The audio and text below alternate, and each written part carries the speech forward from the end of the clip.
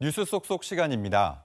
최근 유네스코에서는 한국의 장담극이 문화에 대해 인류 무형문화유산 등재를 권고했습니다. 오늘 이 시간엔 유네스코 인류 무형문화유산이 무엇인지, 그리고 등재를 앞둔 장담극의 문화가 세계인의 눈길을 사로잡은 비결 알아보겠습니다. 한류 열풍에 이어 K푸드도 세계인의 입맛을 사로잡고 있습니다.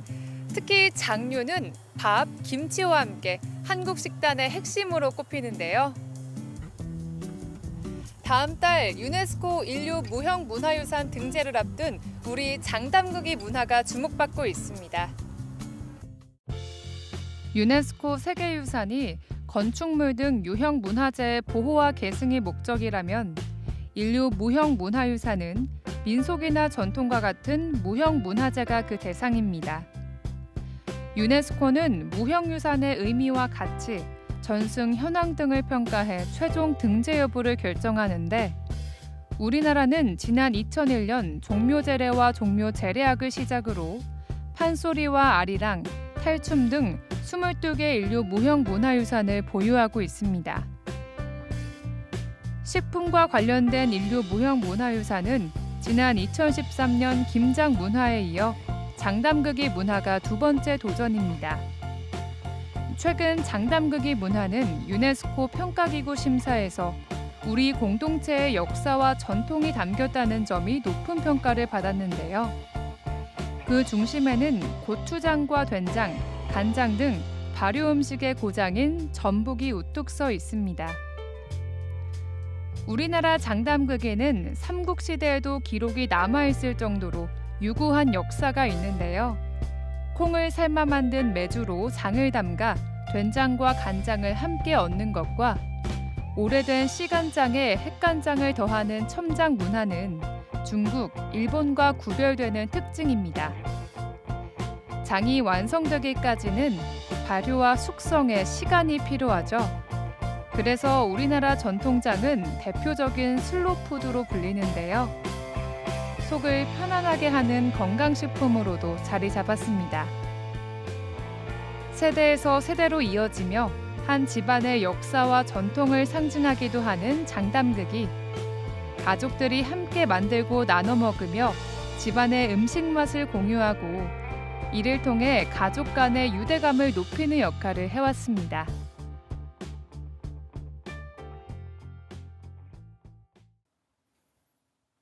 네, 이번에는 국가유산청 세계유산정책과 임승범 연구관을 화상으로 연결해 한국 장담극의 문화의 유네스코 유산 등재 가능성과 기대 효과에 대해 짚어보겠습니다.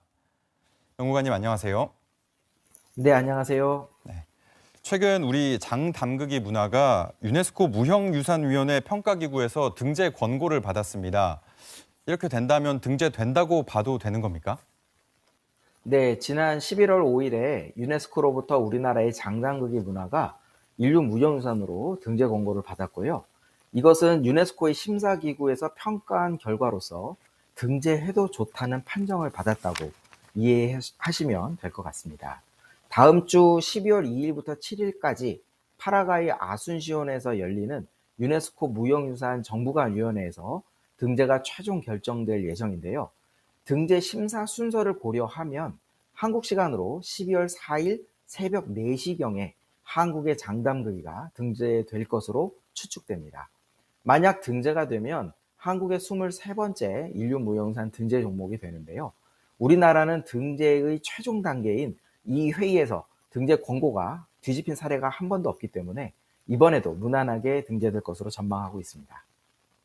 네, 등재가 유력한 상황인 건데 조선시대 왕실에서 장을 관리하는 상궁을 따로 뒀다는 기록도 있고 종가에서는 대대로 내려오는 씨간장이 있을 정도로 장은 우리 역사와 전통을 담고 있지 않습니까? 이러한 우리의 장담극의 문화가 세계인의 눈길을 사로잡았다, 이렇게 볼 수 있을까요? 네, 우리 속담에 장맛이 변하면 집안에 우환이 든다는 말이 있을 정도로 한 집안의 역사와 전통을 상징하는 식품이기도 하고 어머니에서 딸, 며느리로 이어지는 세대 간의 전승을 통해서 가족 공동체가 함께 참여하고 만들고 나누어 먹음으로써 집안의 음식 맛을 공유하게 됩니다. 나아가서 지역사회의 유대감을 형성하는 데 크게 기여하기도 했습니다.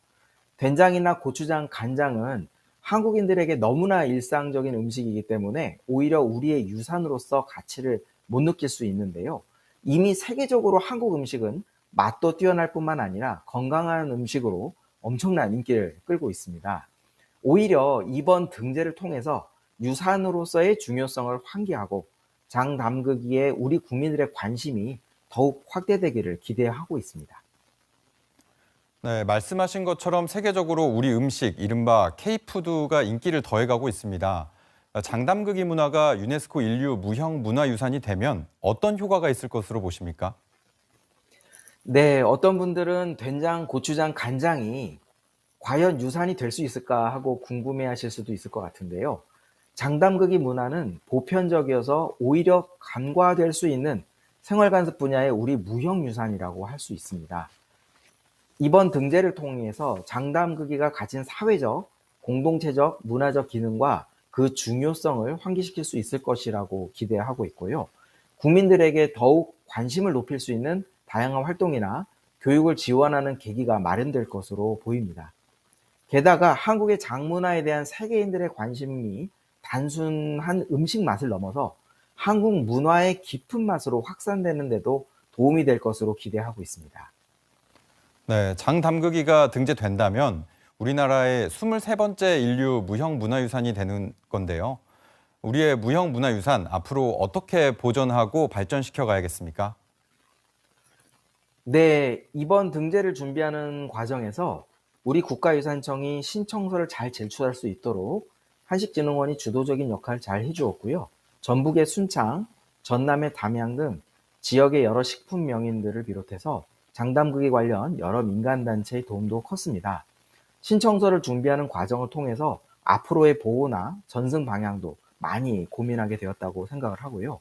지금까지 우리 한국이 인류 무형유산으로 등재한 종목은 이번에 장담그기 문화를 합치면 23개 종목이 됩니다.